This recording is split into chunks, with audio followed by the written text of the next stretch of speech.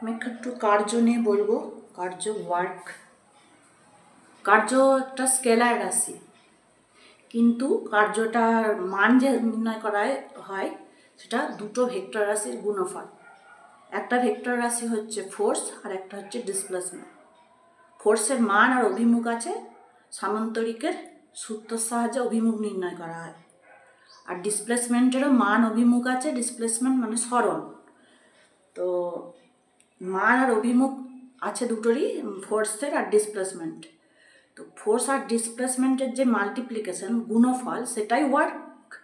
তো ওয়ার্ক কিন্তু একটা ভেক্টর রাশি, স্কেলার রাশি। দুটো ভেক্টর রাশির গুণফল হওয়া সত্ত্বেও একটা স্কেলার রাশি। যখন দুটো ভেক্টর রাশির গুণফল একটা স্কেলার রাশি হয় তখন তাকে বলে ডট প্রোডাক্ট। আর দুটো ভেক্টর রাশির গুণফল যখন একটি ভেক্টর রাশি হয় তখন তাকে বলে cross product. Dot product W, work হচ্ছে ফোর্স এফ আর ডিসপ্লেসমেন্ট আর এর ডট প্রোডাক্ট। ফোর্সেরও মান আর অভিমুখ আছে, ডিসপ্লেসমেন্টেরও মান অভিমুখ আছে, কিন্তু ওয়ার্কের কোনো অভিমুখ নেই, শুধু মান আছে। তার মানে এটা একটা স্কেলার রাশি। কার্য সমান আমরা জানি যে এফ ডট আর, এফ কস থিটা।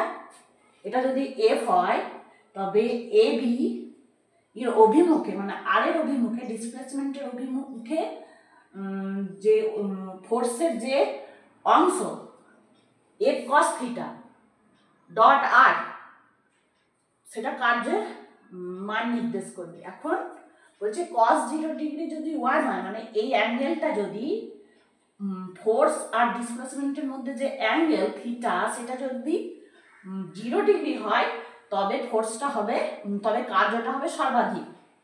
কিন্তু ফোর্স যদি ডিসপ্লেসমেন্টের সঙ্গে 90 ডিগ্রি কোণ করে, মানে লম্ব বরাবর কাজ করে, তবে কোনো মানে ফোর্সটা কোনো কার্য করবে না, তখন কার্য হবে 0।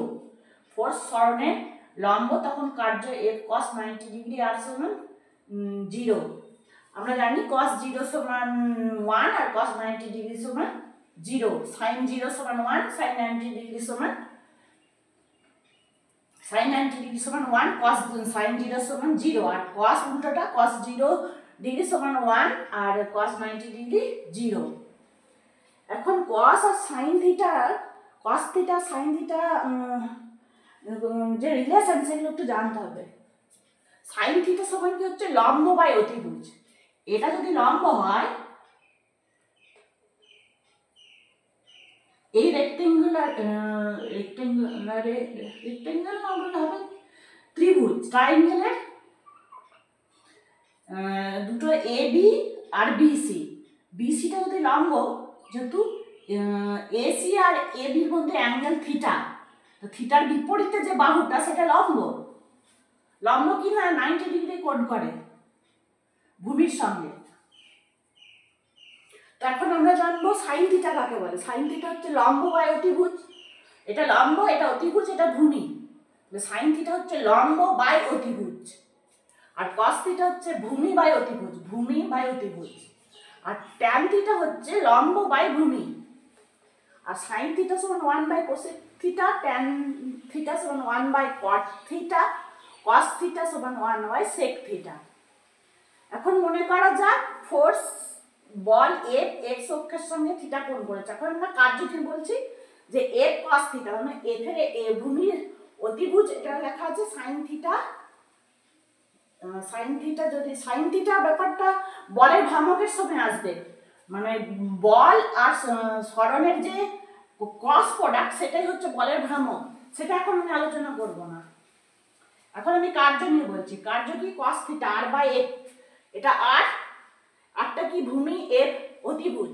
তাহলে আরটা সমান কি হলো এফ cos থিটা। আর তারের অভিমুখে কার্যের যেটা অভিমুখে যে কার্যের যে অংশ সেটা কি হচ্ছে, সেটা হচ্ছে এফ cos থিটা। তার জন্য বলছে F cos theta dot R. এটা হচ্ছে কার্য, dot product of two vector force and displacement. তো কার্যের এখানে ডট প্রোডাক্ট আর কস প্রোডাক্ট নিয়ে একটা মানে একটা সমস্যার সৃষ্টি হয়। সেই সমস্যাটা আমি ধীরে ধীরে দূর করব আজকে মানে শুধু কার্য যে একটা ডট প্রোডাক্ট দুটো স্কেলারে সেটা বললাম।